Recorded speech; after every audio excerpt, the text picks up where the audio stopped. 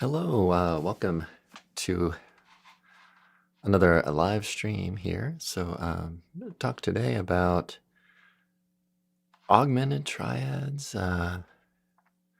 diminished seventh type arpeggios, and some symmetrical type collections of notes. And I'd like to also offer some perspectives on practice and playing things too.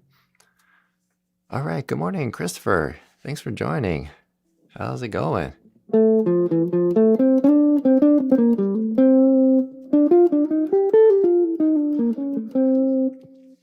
So I may do a little noodling here for a couple of minutes as folks are coming in. Want to just double check. I'll be streaming on a couple of platforms, so if I mention a chat that you don't see, it's probably due to that. But yeah, I'll do a little playing here, but let me know your questions and struggles or achievements. Let me know how you're doing in general and say hello.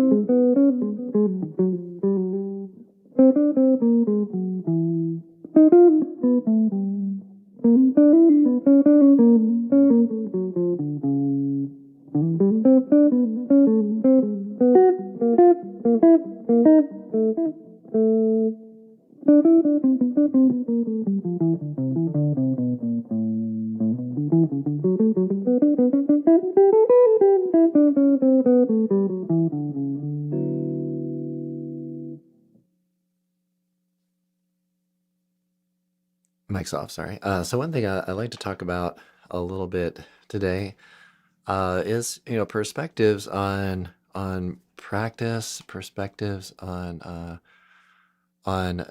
these scales and modes and all this type of thing. And one thing we should consider here is just the total number of notes. Okay, so when we have 12 notes, we're going to choose some kind of fraction of those notes, right? So if we have the augmented triad, we have 3 out of those 12 notes, and since it's all symmetrical, meaning that it's all the same interval between each note, that means it's divided that way evenly between the 12. So if we take it up a half step, another half step, and another half step, we've actually played all 12 notes there. So it offers a good way to kind of get into some outside type playing. So I did a shorts video on this little bit of a line here.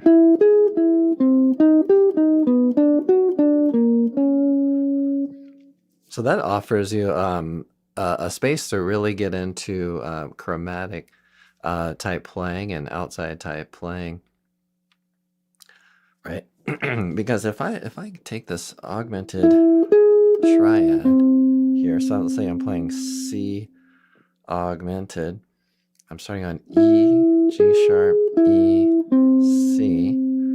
So that's string 3 fret 9, string 3 fret 13, back to string 3 fret 9, and string 4 fret 10. Then we have augmented triad and kind of a movable shape, right? So once we play this, we played 3 out of 12 notes, total of 6 out of 12 notes, 9 9 out of 12 notes. And if you keep going, then 12 out of 12 notes. So it's interesting to think about augmented triads for outside type playing for kind of a number of reasons. If we had a C major chord, for example, and we played a C augmented triad, we would have 2 inside sounds and 1 outside sound.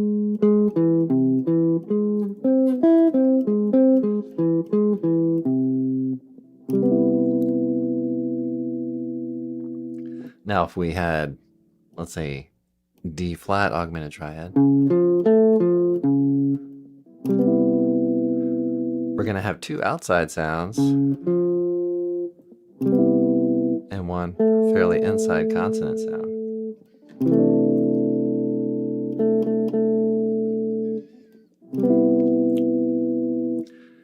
If we have an augmented triad here, D, we're going to get 1 kind of inside sound. It's a pleasant sound. It's not a chord tone, but it's a 9. And you're going to get 2 dissonant type tones of kind of varying degrees. The sharp 11 can sound really cool on a major 7, but the flat 7s are really going to sound outside. So then that offers you a problem, which kind of cries out for a solution. So, you might play a line like,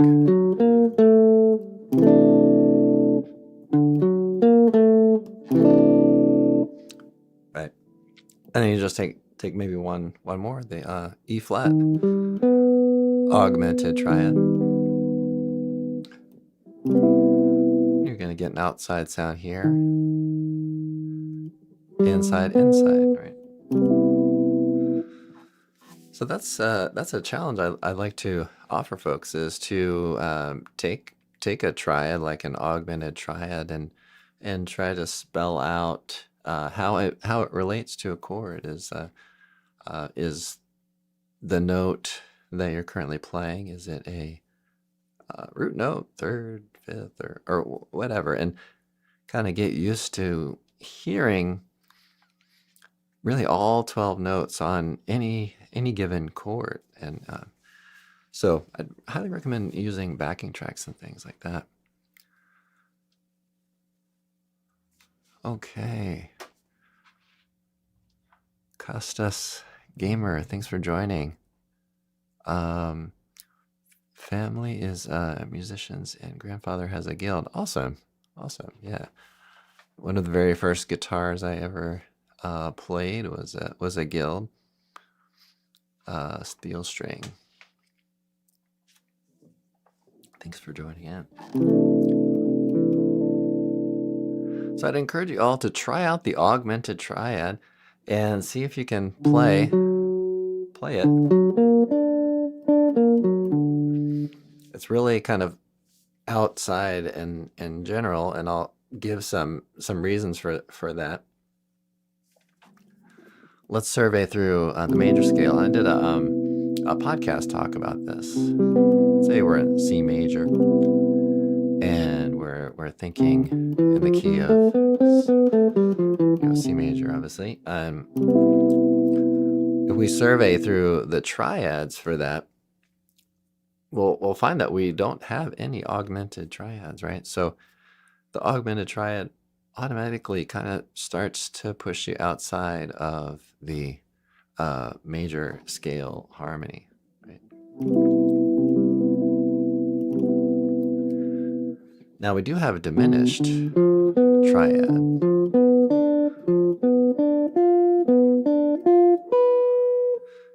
In there. And that offers some tension for sure. So it's sort of built in, If I play B diminished triad, it's going to kind of want to go to C major, right? if we take the G major triad, place the B diminished triad into that, we end up with the G7 chord. And that's another area where I would encourage folks to think about the interconnected and maybe plurality of sounds, right? So when we think about a collection of notes, or like a triad or a scale or anything, they're not really isolated from every other note in our system, right? Everything is kind of interconnected in a way. And so if you look at the circle of fifths, right, if I play C major,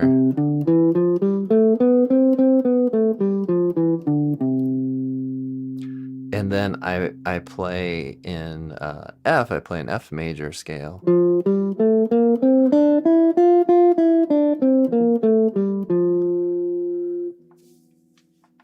Six of the seven notes are actually the same notes, right? So if I start an F major scale from C, then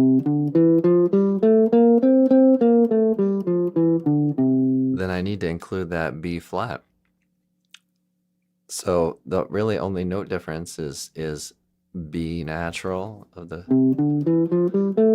C major scale and the B flat of the F major scale.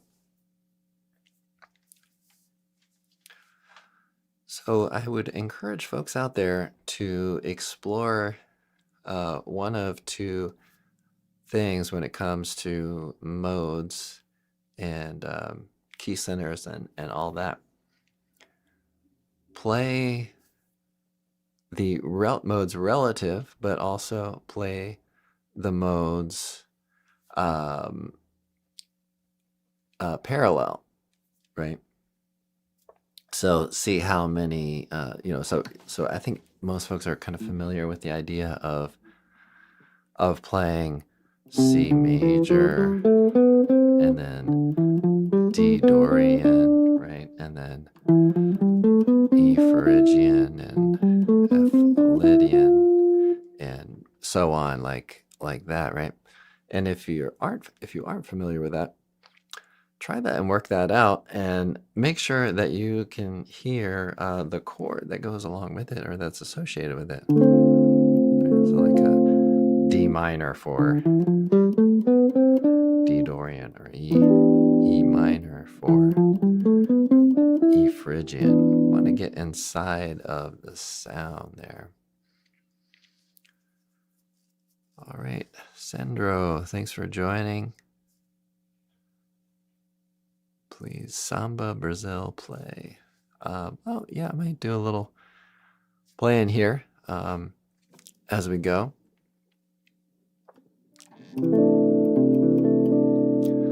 So that's what you would call relative, right? So you play relative to your key signature, really not leaving the key signature there or the collection of tones. And then the parallel way of approaching, which you want to be able to do both, is to take, okay, C major, and then play C, C Dorian, and continue to associate, chords with that, right? And then be able to think C Phrygian.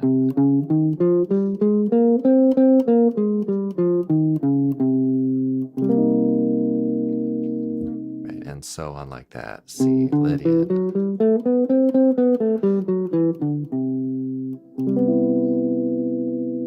C mixolydian.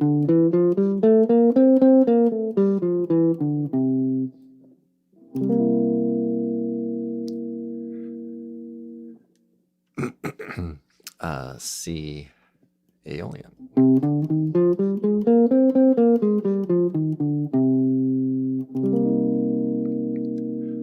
All right, and C locrian.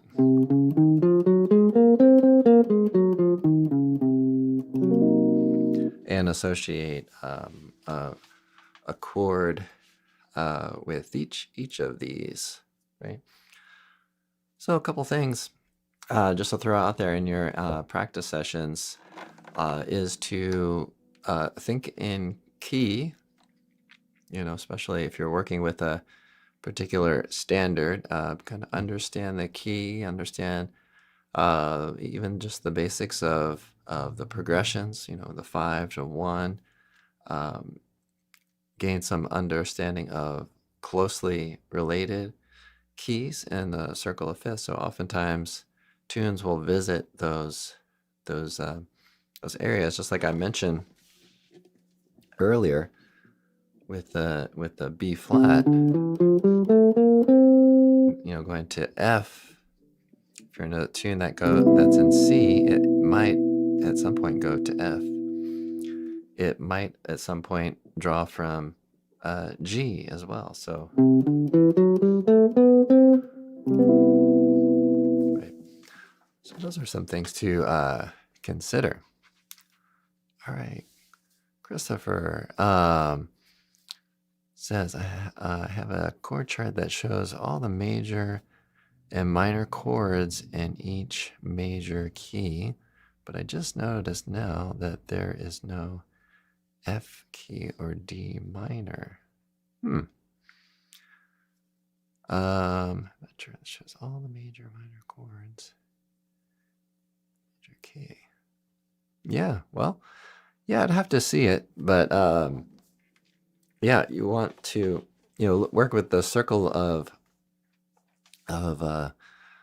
fifths and understand the relative major and relative minor of key of 1 flat being F and D minor. Yeah, not sure why that is. Let's talk a little bit about video I put out. Yeah, absolutely. Yeah, we'll look at that next time we meet. Appreciate it. So yeah, we've been doing lessons, and so I hope that's I think that's been very rewarding for you, Chris. So awesome. So I'm gonna talk a little bit about the video I put out on the basics of music theory earlier this week. I think it was Monday or Tuesday. I put it out there, and so some of the ideas of playing on some of the ways that you can work with some of those ideas is to play, on one string. And I did a little short on this to get a sense for the whole steps and the half steps. So some of the target concepts on that, understanding the half steps and the whole steps, understanding what those distances are, right? And then knowing the sequence of the whole, half, whole, half, right? And that builds major scales. And you can view that almost as a circle and start at any place and do your wholes and half steps around there. So that is sort of, in a sense, kind of the underlying pattern for the major scale and all of its modes and all of that. All right, and so want to be able to think about those things. So the whole step and the half step, the sequence of those steps, and how that builds tonality, tonal centers, and how you can take any note and have something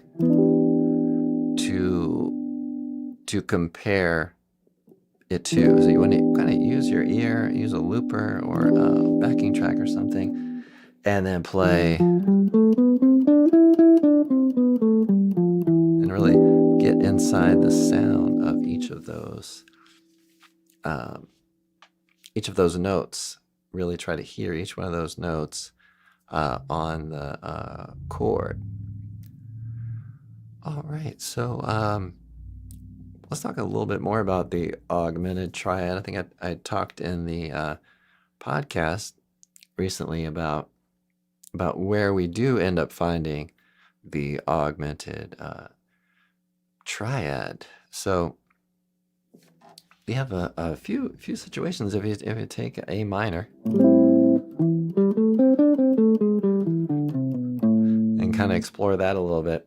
If we have a 5 of A minor,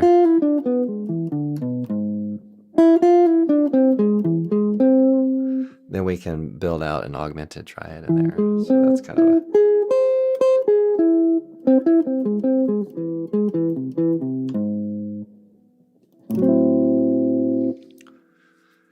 So then we do build in a little bit of that augmented triad through really a kind of a couple of options. Here we have something like the Phrygian dominant. We have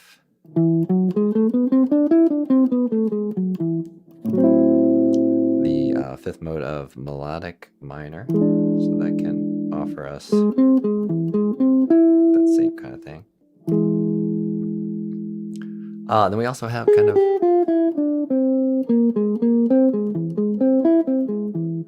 more altered kind of scale, or super locrian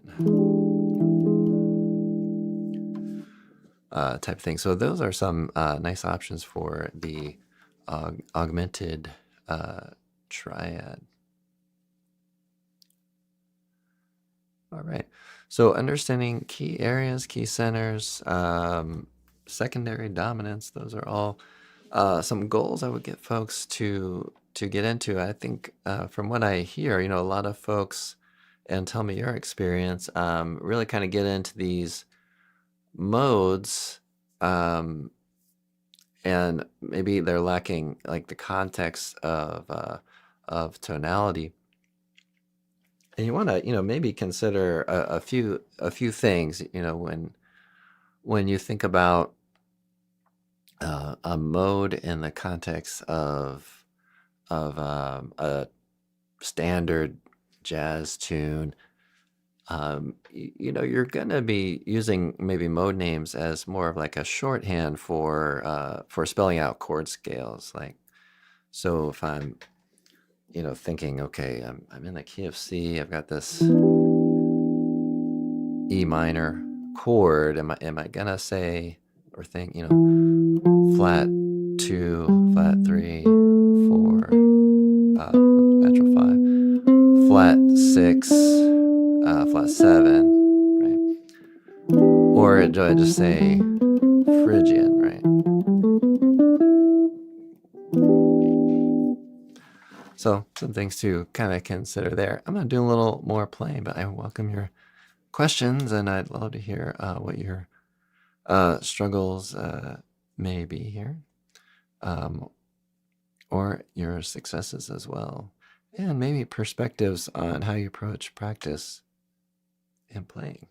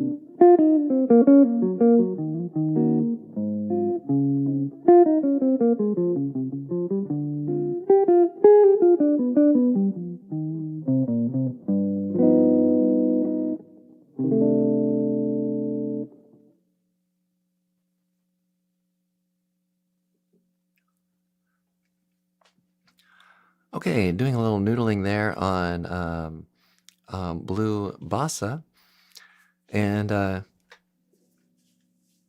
we can build, put augmented triads into lots of a whole variety of different locations when it comes to playing. If we have a C minor, you can get kind of a cool sound by playing a major 7 on that. And that gives us kind of an augmented triad. We can play, we can build in little progressions into larger progressions. So let's say we have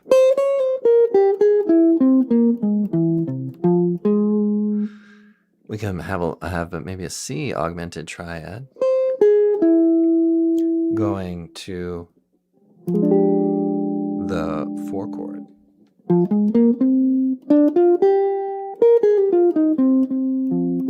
Right, that gives us a little tension.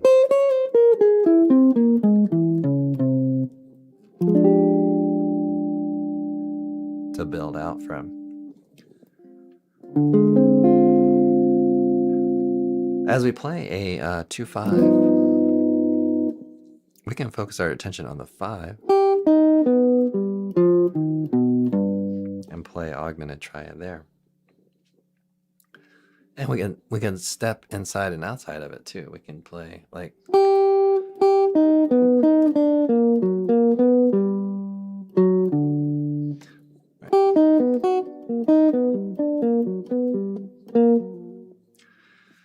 that's called sidestepping or side slipping. Excuse me.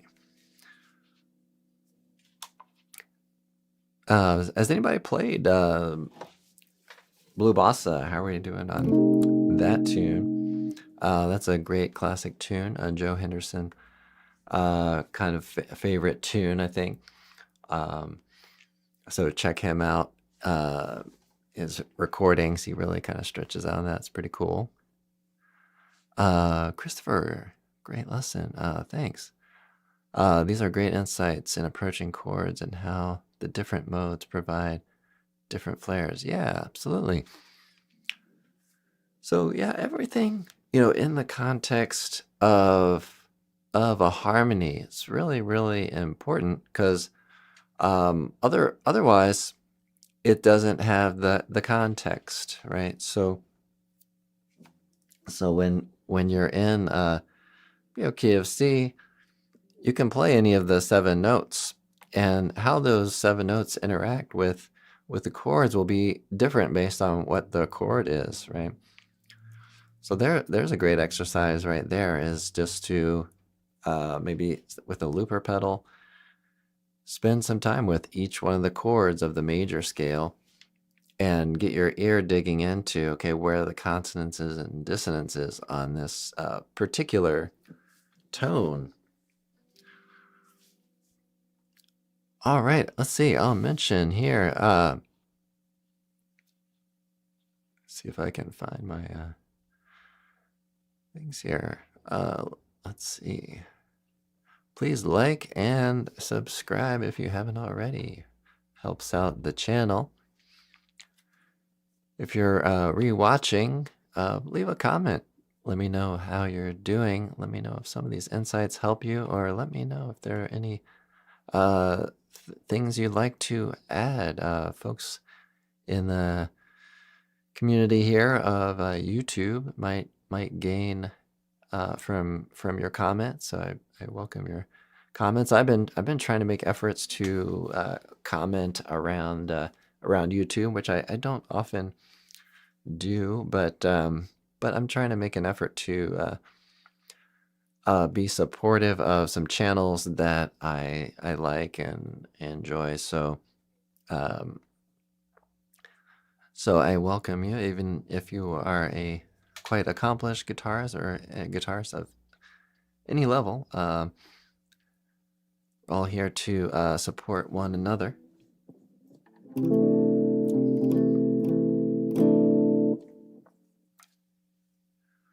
Okay, yes, and I am available for lessons, and folks really do get a lot out of it, and make progress really more quickly, and you get feedback on your playing, the sound of your playing, and some technical things you might have missed, as well as content. All right, well, I'm going to do a little more playing here and mute my mic and do a little noodling around.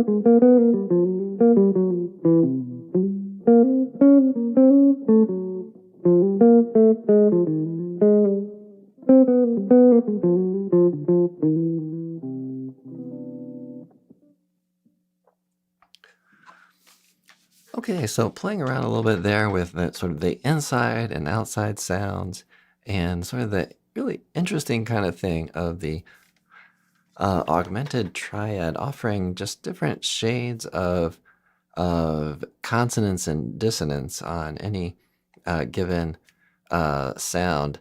Now, I didn't play a lot of chords there, but I am working with an underlying harmony of a Cole Porter tune named What Is This Thing Called Love? And that really offers a lot of opportunity. I mean, you can build augmented triads and outside sort of sounds on just about anything.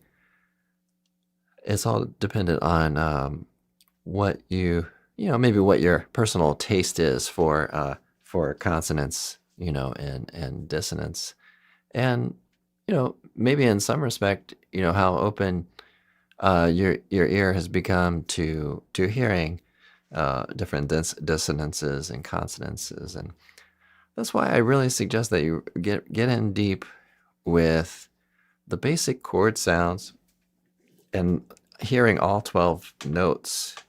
In a sense, you might think, okay, wrong notes, right notes. And if that's your perspective, that's okay. But get to know what kind of the wrong notes sound like.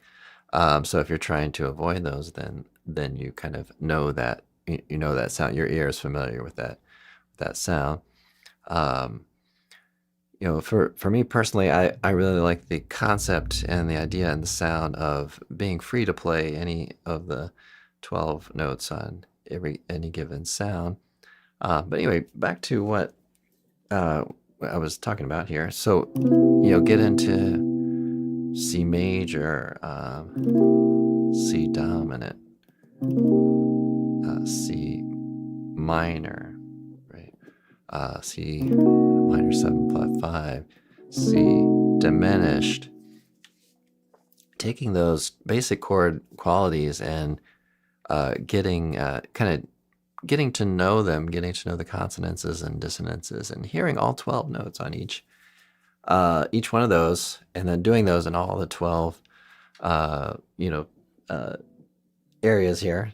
C, do it in B, B flat, and so on, like that. And that may be a really long-term, far-off kind of goal, but I would say ultimately, try to aim for that, hearing all the tones. So playing arpeggios is great, for getting really in there, getting kind of specific with those tones.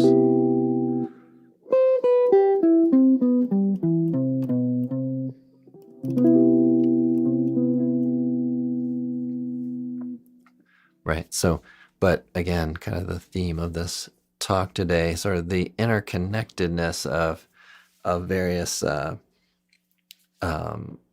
collections of tones, right? So if you take a C major 7, right, and we get 4 out of the 7 tones, so then try to think about, well, what's not in that chord that's still in the key that I'm in, right? So you get a D minor, and then you can actually kind of start weaving back and forth.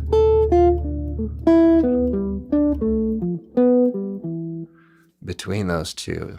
All right, everybody. Well, it was a pretty quiet day here on the live stream, but I did enjoy our chats. So thanks so much, Christopher, for joining in. It was great to see you. Great to see you here today. Thanks, Sandro, Costas. Appreciate it. So I'll play a little bit more and see if we have any last minute comments and everything. You're welcome, Christopher. Glad to hear you're looking forward to our one-on-one lesson. I am as well. It's just so awesome to be a part of folks, growth in this art form, music and improvisation and jazz and all that. All right, greetings from Poland. Thanks for joining. All right, so I'll do it just a tiny bit here, more noodling around, and listen for those augmented triads and diminished sevenths if you can. And I'll see you all in the next one. Don't forget to like and subscribe. I'm going to mute my mic during this. Good morning from Indonesia. I'll play a little bit more here.